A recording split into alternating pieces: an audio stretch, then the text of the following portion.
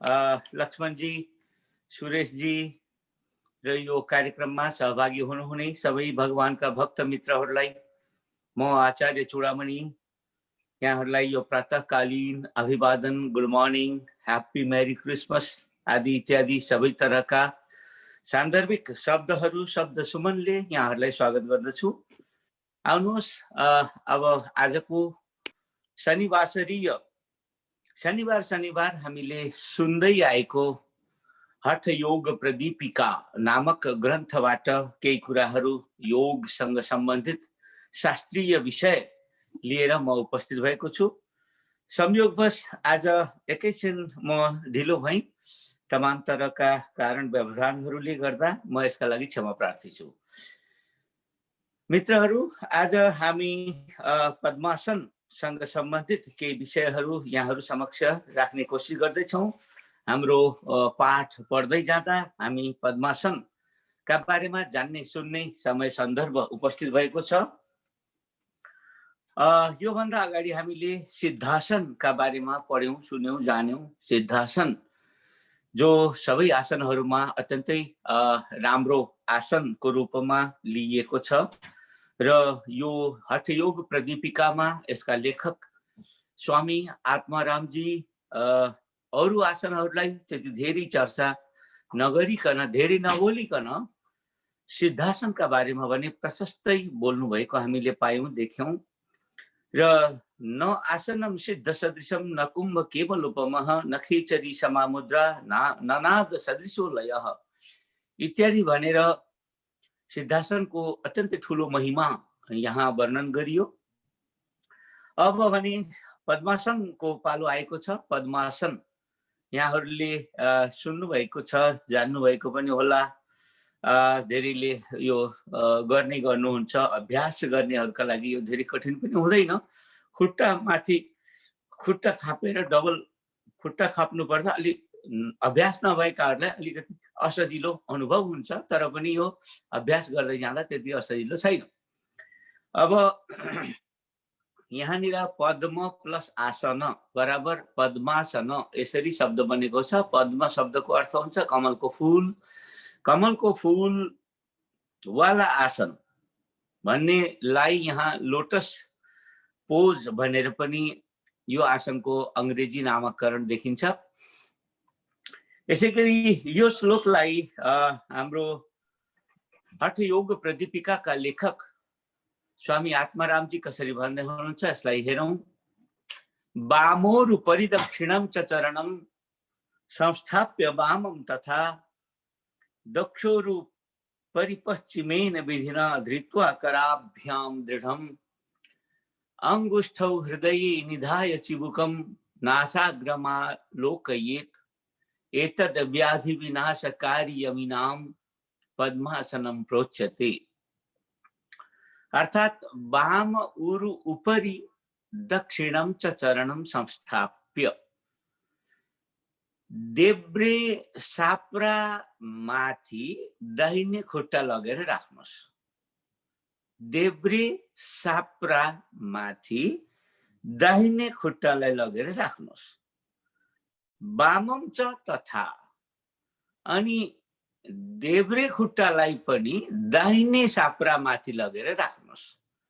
फोटोमा देखाइएका पिक्चरहरूले स्पष्ट वर्णन गरेका छन्। यो कुरालाई फोटोमा हेरेर पनि अझ चाँडै बुझ्न सकिन्छ।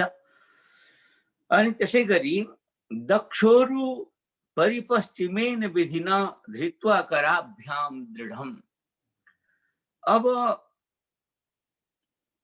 यहाँ पनि बद्ध पद्मासन भन्ने एउटा भिन्दै आसन हुन्छ, जसलाई हातहरू पनि यसै गरी उल्टो पारेर, यो निलो लुगा लगाएकी महिलाको यो फोटोमा हामी हेर्न सक्छौँ। हातहरूलाई पनि उल्टो पारेर खुट्टाको बुढी औँठा समात्ने, यो हात पनि लक भयो, खुट्टा पनि लक भयो। यसरी डबल लक गर्नेलाई बद्ध पद्मासन भनिन्छ। र यो अझ बढी गाह्रो हुन सक्छ। अब अहिले हातको पनि नगरेर खुट्टाको मात्रै गर्दा सुरुमा यही मात्रै सहज हुन्छ। अभ्यास, लामो अभ्यासपछि मात्रै हातहरूलाई पनि त्यसरी हामी पछाडि पर्न सक्छौँ। यसै गरी अंगुष्ठौ हृदय निधाय चिबुकम नासाग्रमा लोकयेत। अब दुवै हात र खुट्टाको यो पोजिसनलाई ठिक गरिसके पश्चात फेरि हाम्रो चिउँडोलाई छातीमा टाँसेर यसरी चिउँडोलाई छातीमा टाँसौं अनि नासाग्रम आलोकयेत, नाकको टुप्पोमा हेरौं। एतत् व्याधि विनाशकारी, यो आसन गर्न सक्यो भने कई तरहका शारीरिक रोग बिमारीहरू नाश गर्दछ।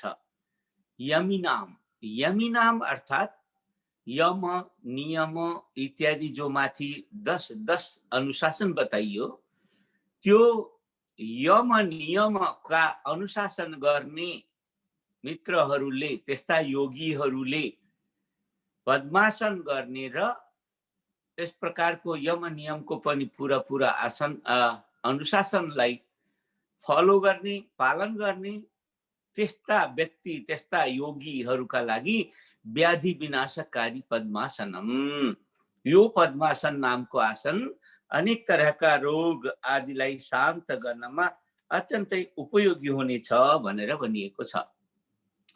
आदरणीय मित्रहरू, फोटोमा यहाँहरूले देख्नुभयो पद्मासनको पिक्चर। यो पद्मासनको बारेमा यहाँनिर अत्यन्तै सहज र सुन्दर ढङ्गले स्वामी आत्मारामले यो हठयोग प्रदीपिकाका 4 अध्याय मध्येको पहिलो अध्याय आसन खण्डमा अनि 44औं श्लोकमा, यद्यपि यो उसमा 46औं छ, बताउनु भयो। त्योभन्दा अगाडिको श्लोकलाई पनि म यहाँ पढेर सुनाउँदैछु। पहिले आउनुहोस्, हामीले अहिले भर्खरै पढेको श्लोकलाई फेरि पनि एकपटक पाठ पारायण गरौँ। वामोरु परिदक्षिणं च चरणं संस्थाप्य वामं तथा दक्षोरु परिपश्चिमेन विधिना धृत्वा कराभ्यां दृढम् अंगुष्ठौ हृदये निधाय चिबुकं नासाग्रमालोकयेत्। एतद् व्याधि विनाशकारी यमिनां पद्मासनं प्रोच्यते। योभन्दा अगाडि भन्नुहुन्छ, उत्तानौ चरणौ कृत्वा उरु संस्थौ प्रयत्नतः उरु मध्ये तथोत्तानौ पाणि कृत्वा ततोदृशौ नासाग्रे विन्यसेत् राजन् दन्तमूले तु जिह्वया उत्तम्भ्य चिबुकं वक्षस्युत्थाप्य पवनं शरैः। इदं पद्मासनं प्रोक्तं सर्वव्याधि विनाशनं दुर्लभं येन केनापि धीमता लभ्यते भुवि। पद्मासनका अरु पनि विभिन्न पक्षहरू छन्। अब यसका लागि अरु केही श्लोकहरूबाट पद्मासनका अरु पक्षहरूलाई पनि अझै प्रष्ट पार्ने प्रयत्न लेखकको यहाँ देखिन्छ। उत्तानौ चरणौ कृत्वा उरु संस्थौ प्रयत्नतः, दुवै साप्रामाथि दुवै खुट्टालाई उत्तानो पैताला हुने गरी राखौं। उरु मध्ये तथोत्तानौ पाणि कृत्वा ततोदृशौ, अनि दुवै हातहरूलाई पनि उत्तानो पारेर अनि ज्ञान मुद्रामा ध्यानमा बस्न लागे जस्तो गरेर घुँडामाथि राखौं। ततोदृशौ, अनि दुवै आँखाहरूलाई पनि भ्रू मध्यमा, दुवै आँखाको भ्रूको माझमा, आइब्रोको माझमा स्थापित गरौं। नासाग्रे विन्यसेत राज दन्तमूले तु जिह्वया, अनि यति बेला नाकको टुप्पोमा ध्यान गरौं। नाकको टुप्पोमा हेरेर आफैले आफैलाई ध्यानस्थ गर्ने कोसिस गरौं। दन्तमूले तु जिह्वया, यति बेला हाम्रो जिब्रोलाई पनि दाँतले अलिकति च्यापेर, या भनौं दाँतको भित्रैपट्टि त्यसलाई अठ्याएर राखौं। अनि उत्तम्भ्य चिबुकं वक्षसि उत्थाप्य पवनं शनैः, अनि हाम्रो यो चिउँडोलाई यसरी घुँडा छातीमा जोडेर सुस्त सुस्त श्वास लिँदै जाउँ। यहाँनिर पवनम सरैहि शब्दको अर्थ हामीले अभ्यास गर्दै जाँदा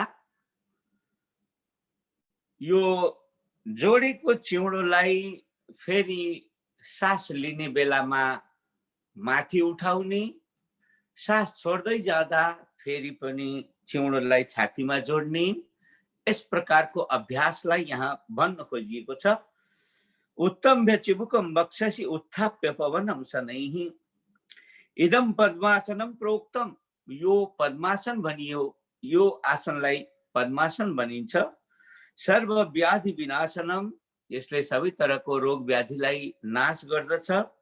दुर्लभम येन केनापि धीमता लभ्यते भुवि, यो पृथ्वीमा कुनै पनि विद्वान या बुद्धिमान चलाक चतुर जो कोहीले पनि यदि यो आसनलाई प्राप्त गर्दछ र यो आसन जानेर सुनेर सिकेर बुझेर जसले यो आसन गर्दछ उसका सम्पूर्ण शारीरिक बिमारीहरू, अनेक तरहका रोग व्याधिहरू यो आसनले हरण गर्दछ भन्ने कुरा यी श्लोकहरुमा बताइयो।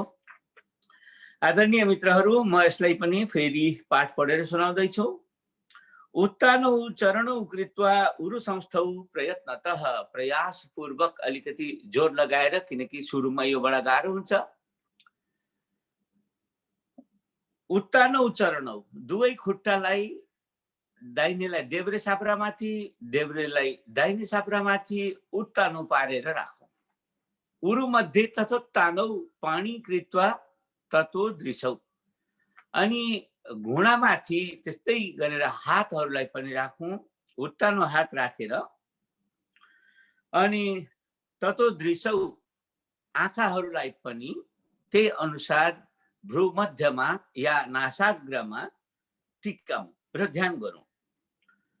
अनि नासाग्रे विन्यस्यत राज दन्तमूलित जिह्वया, अब आँखालाई नासाग्रमा नाकको टुप्पोमा ध्यान केन्द्रित गर्दै दन्तमूलित जिह्वया, दन्तमूलमा पनि दाँतका फेदीहरूमा पनि जिब्रोलाई तान्ने, खिच्ने, रोक्ने, अठ्याउने कोसिस गरौँ। यो आफैमा एउटा जालन्धर बन्ध आदि अनेकन बन्धहरूका अभ्यासका क्रममा जिब्रोको यस प्रकारको अनेक अभ्यास गर्ने गरिन्छ। त्यो पद्मासन गर्दै गर्दा पनि यस प्रकारको जिब्रोको अभ्यासलाई संकेत गरिएको छ। यो पनि एउटा पद्मासनको, उत्कृष्ट पद्मासनको स्वरूप हो।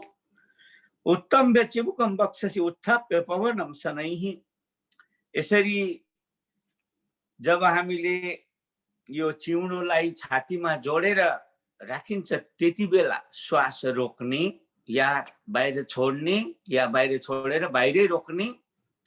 जब आसन चिउँडोलाई जोडिराखेको अवस्थामा फेरि श्वास भित्र भर्न पर्ने अवस्था हुन्छ, तब फेरि हामीले चिउँडो अलिकति माथि गरेर अनि श्वास भर्दै जाने। इदम पद्मासनम प्रोक्तम सर्वव्याधि विनाशनम दुर्लभम येन केनापि धीमता लभ्यते भुवि।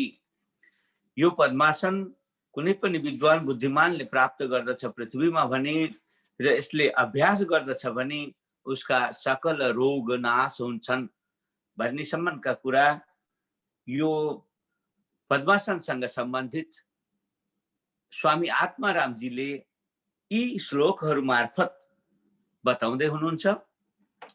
योभन्दा अगाडि अब फेरि अरू केही पद्मासनसँग सम्बन्धित पद्मासनको महिमा या फल कथन स्वरूप केही कुराहरू अघिल्तिर म पढेर सुनाउँदैछु।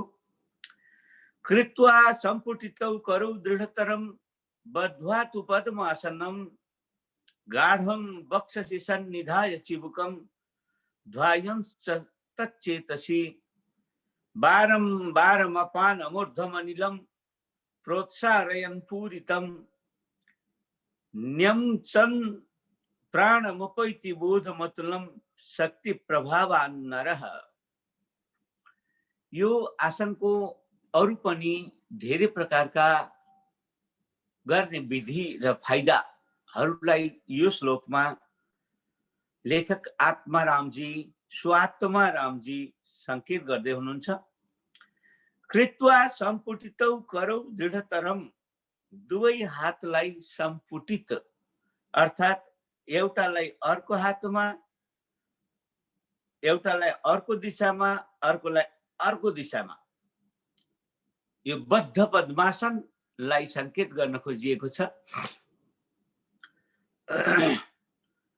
कृत्वा सम्पुटितौ करौ दृढतरम बद्ध्वा तु पद्मासनम, अघि जस्तो पद्मासनको चर्चा गरियो त्यही पद्मासनलाई अब हातहरूले पनि बद्ध भएर बाँधिएर, हात पनि त्यसै गरी दाहिने हात दाहिने खुट्टाको औँठा समाउन आइपुगोस्, देब्रे हात देब्रे खुट्टाकै अंगूठा समाउन आइपुगोस्, त्यसरी हातहरू घुमाएर समातेर गाढम वक्षसि सन्निधाय चिबुकम, यसरी डबल क्रस भएर बसौं र हाम्रो चिउडोले छातीमा टाँसेर ध्यायंश्च तच्चेतसी, ध्यान गरौं अनि परब्रह्म परमात्माको हाम्रो शरीरमा विद्यमान कन्सियसनेस चेतनाको ध्यान गरौं। बारम्बार मपान मूर्धमनिलम प्रोत्साहयन् पूरितम, यसरी हामीले यो बार बार यस प्रकारको आसनको अभ्यास गर्दा अपानम ऊर्ध्वम अनिलम प्रोत्साहयन्, अपान वायुलाई मास्तिर मास्तिर सार्ने कोसिस गरौं।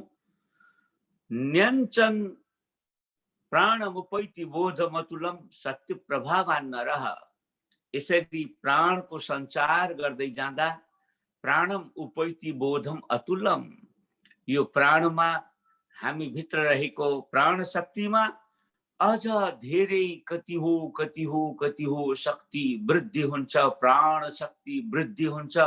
प्राण शक्ति जति बढी शरीर भित्र बन्न सक्छ त्यति नै लामो आयु हुन्छ, त्यति नै रोगहरूसँग लड्ने शक्ति प्राप्त हुन्छ। अनि यी सबै शक्तिको प्रभावले उसको सम्पूर्ण व्यक्तित्व नै राम्रो सुन्दर अझ शक्तिमान बन्न जान्छ भन्ने कुरा यो श्लोकमा स्वामी आत्मारामजी संकेत गर्दै हुनुहुन्छ। यसै गरी पद्मासनका बारेमा अरू पनि धेरै कुराहरू यहाँ चर्चा गरिएको छ। पद्मासने स्थितो योगी नाडीद्वारेण पूरितम मारुतम धारयेति यस्तु समुक्तो नात्र संशयः, पद्मासनमा बसेर जसले अनेक योग अभ्यास ध्यान आदि गर्ने गर्दछ अथवा नाडीद्वारेण पूरितम, यो पद्मासनमा बसेर जसले प्राणायाम आदि अनेकन योगाभ्यासहरू गर्दछ, मारुतम धारयेति यस्तु, जसले यो पद्मासनमा बसेर नाडीद्वारबाट इडा पिङ्गला आदि नाडीद्वारबाट यस प्रकारको प्राणायामको अभ्यास गर्दछ, मारुतम धारयेत, जसले यस प्रकारको प्राणवायुलाई धारण गर्दछ, स मुक्तो, त्यो सबै तरहका दुःखबाट मुक्त हुन्छ। न अत्र संशय, यसमा कुनै शंका नै छैन। निशंक भएर कुनै शंका नगरिकन पद्मासनको अभ्यास गरौं। प्राणवायु प्राण शक्तिको वृद्धि हुन्छ, साथसाथै तपाईँ हाम्रो रोग प्रतिरोध क्षमतामा वृद्धि हुन्छ, आयु वृद्धि हुन्छ अनि अरू पनि कई तरहका सुख सुविधा या भनौं शारीरिक मानसिक शान्ति पनि प्राप्त हुन्छ भन्ने कुरा यो पद्मासनसँग सम्बन्धित केही श्लोकहरूमा हठयोग प्रदीपिकाका लेखक आदरणीय स्वात्माराम योगीजीले संकेत गर्नुभयो। आदरणीय प्रिय मित्रहरू, हाम्रो यो कार्यक्रम सुनिरहनुभएका क्यालिफोर्निया बे एरिया निवासी अथवा यस क्षेत्रमा सहभागी हुनुहुने सबै भगवानका भक्त मित्रहरूलाई पद्मासनसँग सम्बन्धित यी विषयवस्तुहरू सुनाउन पाउँदा मलाई पनि अत्यन्त खुसी लागेको छ। र यो सुनेर जानेर बुझेर योग साधना गरिरहनुहुने योगीहरूमा अझ बढी शक्तिमत्ता, अझ बढी योगको प्रतिफल प्राप्त होस् भन्ने शुभकामनाका साथै आजको हाम्रो कार्यक्रम को समय धेरै नरहेको देख्दा अब सायद सम्भवतः हामीसँग धेरै समय पनि छैन। 8:26 भइसकेको कुरा यहाँ घडीले सङ्केत गर्दै गर्दा फेरि पनि कुनै मित्रका मनमा कुनै प्रकारको प्रश्न हुन सक्छ। कहीँ कतै कुनै प्रश्न छ भने यहाँहरूले प्रश्न गर्न सक्नुहुन्छ। र अब म आज यो पद्मासनसँग सम्बन्धित यिनै 4वटा श्लोकलाई यहाँहरू समक्ष निवेदन गर्दै अब योभन्दा बढी सिंहासन आदि अनेकन आसनहरूको अगाडि जो चर्चा छ यसलाई आगामी कार्यक्रममा गरौँला भनौँला भन्ने शिव सङ्कल्पका साथ आजको यो हठयोग प्रदीपिकाबाट म पनि बिदा माग्दैछु। र अन्त्यमा आउनुहोस्, यदि फेरि पनि कुनै मित्रहरूसँग कुनै प्रश्न छ भने प्रश्नोत्तरमा जाउँ। हरिओम, जय होस्। लक्ष्मणजी, यहाँ कहीँ कतै केही नपुगेको भए थपथाप गर्न पर्ने भए तपाईँको जिम्मा है सबै कुरा। हरिओम। हजुरले पुरा त्यो सूत्रलाई एक एक उल्टाइ पल्टाइ सबै लगाइदिएपछि त त्यसमा केही रहने त केही कुरै आएन। जय होस्। नमस्कार आचार्यज्यू। नमस्कार प्रभु। हजुर, म बडो राम्रो वाचन गर्नुभयो, धेरै धेरै धन्यवाद। हामीलाई बडो मन्त्रणा पनि दिनुभयो। र मलाई एउटा प्रश्न नि, पद्मासनले सबै रोग व्याध सबै चाहिँ निर्माण गर्छ भन्यो भने यो आसन गरेपछि यो आसन गरेर नै पुग्छ भने अरू आसनको आवश्यकता छैन। त्यहाँ एउटा शर्त अगाडि नै भनिसके, यमिनाम भन्ने शब्द आएको छ। यमिनाम भनेको यम नियम गर्नेहरूले पद्मासन गर्यो भने सबै रोग हर्छ। अब यो शर्तमा रहेर गर्यो भने हर्छ। अरू नियमहरू नि पालन चाहिँ गर्नु पर्यो। यम नियम भनेर 10वटा अनुशासन सुरुमै हामीले यो ग्रन्थको आरम्भमै बताइयो। यमका 10वटा, नियमका 10वटा जो भेदहरू हुन् ती 10 अर्थात् सबै मिलाएर 20 अनुशासनहरू छन्। जस्तै अहिंसा, कसैको हत्या हिंसा नगर्नु, या कसैलाई मन वचन कर्मले पनि कसैलाई नपिरोल्नु अहिंसा हो भने जस्तै सत्य, सधैँभरि सत्य आचरण गर्नु, अनि अस्तेय मन वचन कर्मले कहीँ कतै कसैको कुनै वस्तु चोरी नगर्नु आदि इत्यादि जति पनि यम नियमका अनुशासनहरू छन् यिनलाई पहिले राम्ररी गर्न जानेको गरेको जो हुन्छ त्यसले पद्मासन गर्यो भने त्यसका रोगहरू हरण हुन्छन्। यो चाहिँ पक्कै हो। हरिओम। धन्यवाद आचार्यज्यू। जय होस्। हरिओम गुरु। हरिओम, स्वागत छ सुरेनजी। हजुर, यो पद्मासन चाहिँ गर्नलाई मैले कोसिस गरेको धेरै भएको थियो। हाम्रो विष्णु शर्मा गुरुले सिकाउनु हुन्थ्यो पद्मासन गर्दै लोला आसन गर्न, मैले कहिल्यै सकेको थिइनँ। हजुरको वाचन सुन्दै प्रयास गरेको, आज मैले सकेँ। जय हो, जय हो। खुसी लाग्यो। सकेको थिएन, आज सकेँ मैले। कस्तो राम्रो। अनि त्यो दुई थरी छ नि त, बद्ध पद्मासन भन्ने हात पनि यसरी पछाडिबाट घुमाएर हातलाई लक गरेर गर्ने, त्यो चाहिँ सकिए भन्नुभएको हो कि सामान्य पद्मासन? सक्दिनँ, अर्को मात्रै, खुट्टाको मात्रै। ठिक। सामान्य पद्मासन सकेपछि मात्रै बद्ध पद्मासनमा पुग्न सकिन्छ। ठिक भन्नुभयो, राम्रो। ल, तपाईँ हामी सबै योग साधनामा यो कार्यक्रममा जोडिने सबै मित्रहरूलाई खुसीको कुरा सुनाउनु भयो। तपाईँले पद्मासन गर्न कोसिस गर्दा गर्दै नसकेको आज सकियो भन्दाखेरि, आज यो पद्मासनमा शास्त्रले के भन्छ भन्ने कुरो सुन्न बाँकी रहेछ र नलागेको रहेछ। त्यति सुनेपछि ट्याक्कै लागिहाल्यो नि। खुसी लाग्यो। ल, जय होस्। अरू केही नयाँ कुरा सुनाउनु सुरेनजी।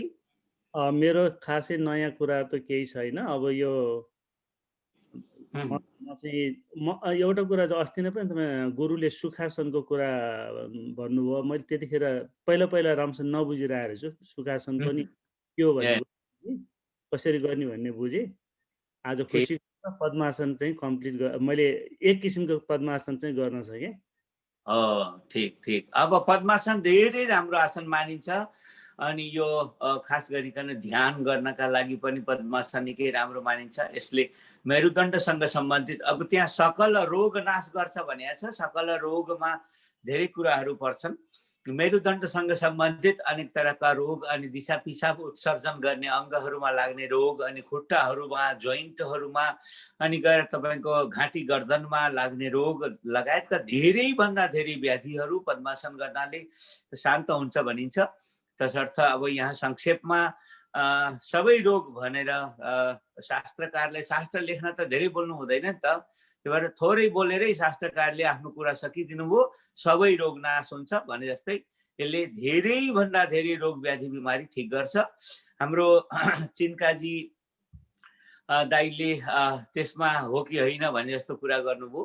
तर यदि पहिलेदेखि लामो रोग लागेर आइरहेको मान्छे, बुढो पुरानो शरीर भएको अवस्था र अनि बल्ल पद्मासनको बारेमा सुनेको र कोसिस गरेको त्यस्तो नयाँ सिकारु पद्मासन, सिकारु योगीलाई त्यसले धेरै प्रभाव नपनि पार्ला, तर पनि जसले लामो समयसम्म यो अभ्यास गर्छ उसलाई पक्कै पनि शास्त्रहरू झुट बोल्दैनन्। शास्त्रहरूले भनेका कुरा एकदम 100% सत्य हुन्छन्। लामो अभ्यास गरे पश्चात तमाम तरहका रोग पक्का निको हुन्छ। यस्तो राम्रो पद्मासनको बारेमा मलाई पनि चर्चा गर्न पाउँदा खुसी लागेको छ। तपाईहरुलाई पद्मासन सिद्ध भयो अथवा लाग्न लगाउन सकियो भन्दै गर्दा हामीलाई झन् थप ऊर्जा र खुसी, ह्याप्पी बढाइदिनु भएको छ। यसको लागि सुरेनजीलाई धेरै धन्यवाद। हरिओम। गुरु, यो आसन कति मिनेटसम्म गर्न सक्यो भने कति मिनेटसम्म गर्दाखेरि चाहिँ राम्रो हुन्छ गुरु? यो कति समयसम्म? अब यो त कस्तो चिज हो भने प्रभु, अब जति धेरै समयसम्म तपाईँ बस्न सक्नुहुन्छ त्यति नै तपाईँका लागि त्यो आसन सिद्ध हुँदैछ भन्ने सूचक हो, सङ्केत हो। तपाईँ त्यो आसनमा बस्दा सुरुमा त 2-4 मिनटैमा चाहिँ नि धौ भइहाल्छ, शरीरका अङ्गहरू दुख्न थाल्छन्, कई तरहको प्रब्लम क्रिएट भए जस्तो लाग्छ।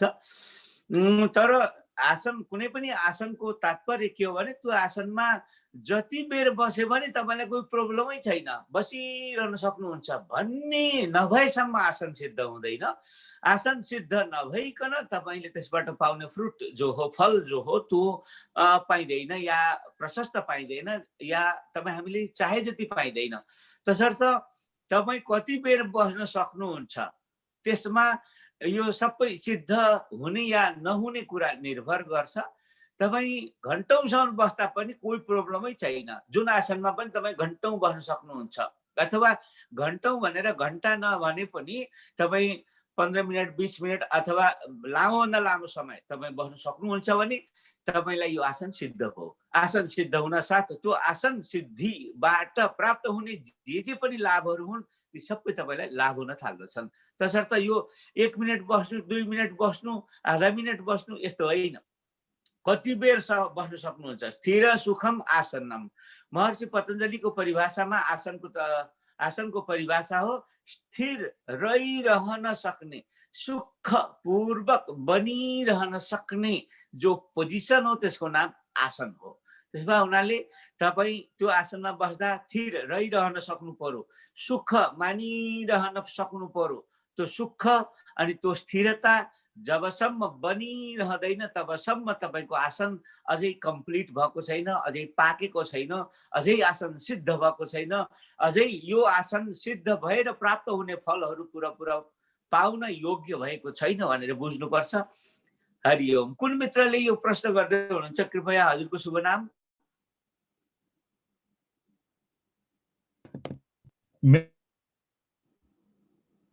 हरिओम।